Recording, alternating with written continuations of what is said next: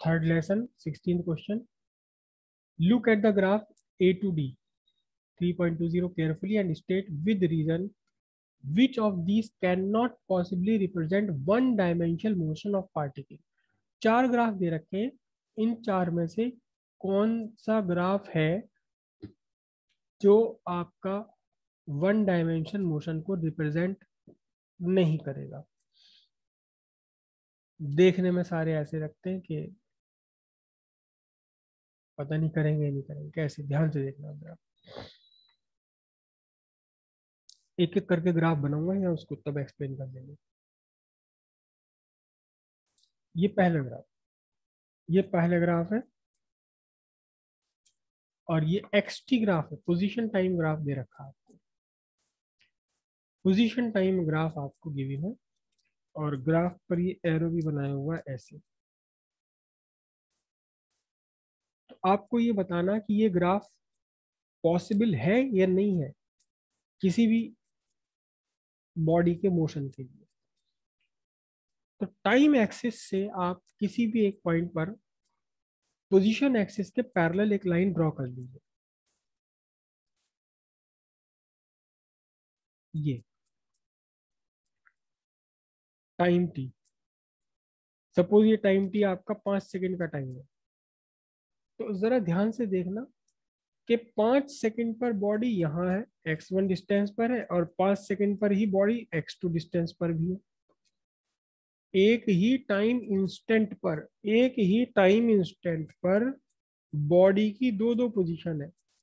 मतलब मैं अपने घर से चला, आधा घंटे बाद मैं स्कूल भी था और आधा घंटे बाद मैं वहाँ तुलाराम जी की दुकान पर भी था. मैं अपने घर से निकला, स्कूल के लिए निकला था. मैंने सोचा चलो लाओ तुलाराम जी के भी कुछ थोड़ा सा सौदा लेता चलूं. तो मैं आधा घंटे बाद, जो स्कूल के निकलने के आधा घंटे बाद, मैं तुलाराम जी की दुकान पर भी खड़ा हूँ और मैं स्कूल में भी खड़ा हूँ. पॉसिबल है क्या ऐसा? ऐसा पॉसिबल है क्या? No sir. नहीं पॉसिबल है. तो एक ही टाइम पर, एक टाइम इंस्टेंट पर किसी भी बॉडी की दो डिफरेंट पोजीशन पॉसिबल नहीं हो सकती. तो this graph is not possible. ये ग्राफ किसी भी रियल ऑब्जेक्ट के मोशन के लिए पॉसिबल नहीं है. पहला ग्राफ. दूसरा ग्राफ देखते हैं.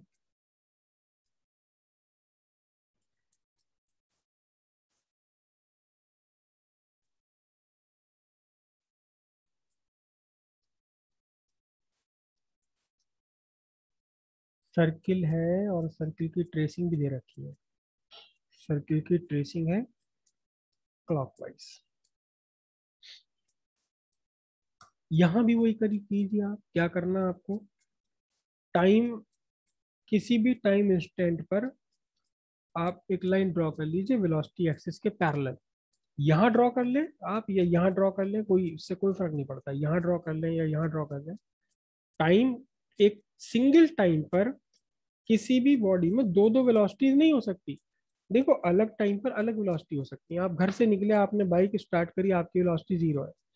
फिर 10 सेकंड बाद आपकी वेलोसिटी 20 मीटर पर सेकंड आ गई. 10 सेकंड के बाद आपकी वेलोसिटी 20 मीटर पर सेकंड है. फिर 20 सेकंड के बाद स्पीड बढ़ा लिया आपने तो बढ़ गई. फिर जा कहीं ब्रेक लगाए, वहां वेलोसिटी कम हो गई. तो अलग अलग टाइम पर वेलोसिटी डिफरेंट हो सकती है. लेकिन एक टाइम पर आपकी वेलोसिटी पॉजिटिव भी है, आपकी वेलोसिटी निगेटिव है. वेलोसिटी पॉजिटिव का मतलब होता है आप अपने ओरिजिन से एक्स एक्सिस की तरफ चल रहे हो, और वेलोसिटी निगेटिव का मतलब ओरिजिन से निगेटिव एक्स एक्सिस पर चल रहे हो, निगेटिव डायरेक्शन में चल रहे हो. पॉसिबल है क्या एक ही टाइम पर आप आगे भी चल रहे हो और पीछे भी चल रहे हो? एक ही टाइम पर आपकी वेलोसिटी 10 मीटर पर सेकंड भी और एक ही उसी टाइम पर आपकी वेलोसिटी माइनस 10 मीटर पर सेकंड भी है? हो ही नहीं सकता, पॉसिबल ही नहीं है.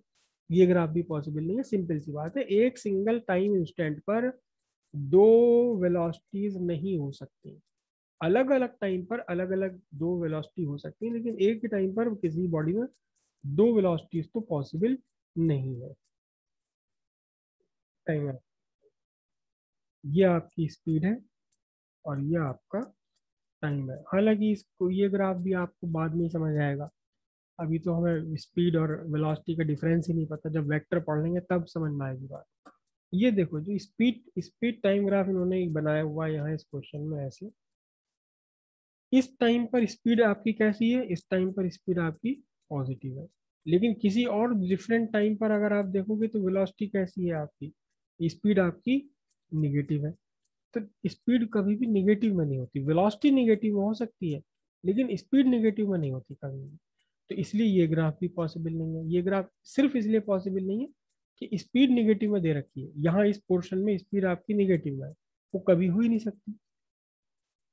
पॉजिटिव हो सकती है लेकिन ये निगेटिव, स्पीड का कभी भी ग्राफ नीचे निगेटिव वाई एक्स एक्सिस के नीचे नहीं जाएगा, निगेटिव वाई एक्सिस पर नहीं जाएगा। क्यों? स्पीड निगेटिव नहीं होती, स्पीड हमेशा ही पॉजिटिव होती है, इसमें हम डायरेक्शन नहीं लेते तो ये पॉजिटिव होती है। अगला आपको गिवन है वाई एक्सिस पर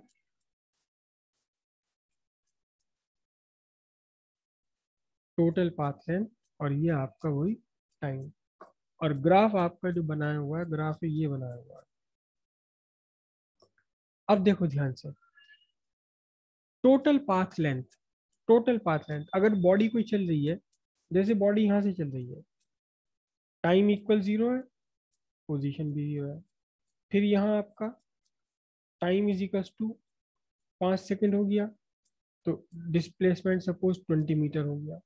फिर यहाँ पहुंची body, time is equal to suppose 20 second है, displacement X equals to 100 metre है। अब ये वापस लौटने लगा, वापस लौटने लगा, वापस लौट लौट करके यहाँ आया ये, तो time is equal to 30 second हुआ। और अब पोजीशन है इसकी सपोज एक्स इक्वल्स 80 मीटर। लेकिन टोटल रास्ता कितना होगा? अब टोटल रास्ता इसने 30 सेकंड में कितना कवर कर लिया?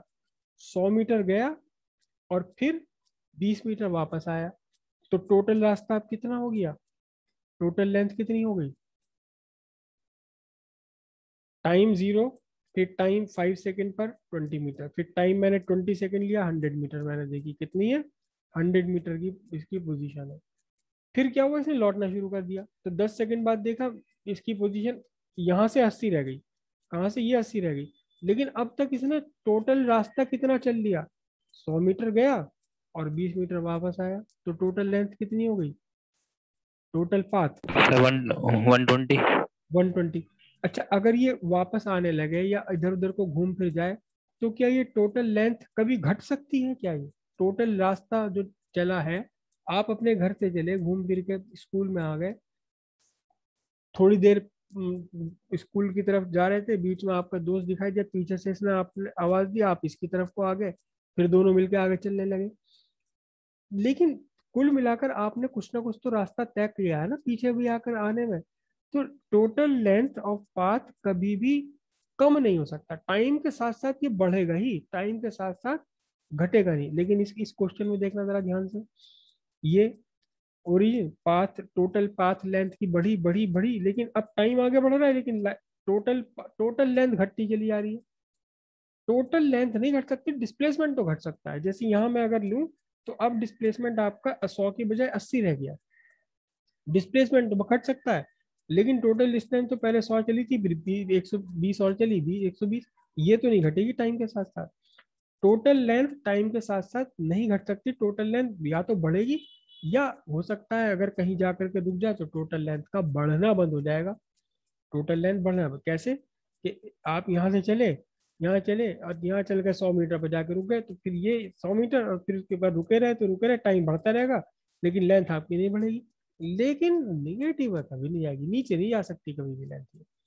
तो क्योंकि total path of length time के साथ हमेशा बढ़ती है, घटती नहीं कभी भी, तो इसलिए ये वाला ग्राफ भी आपका पॉसिबल नहीं है।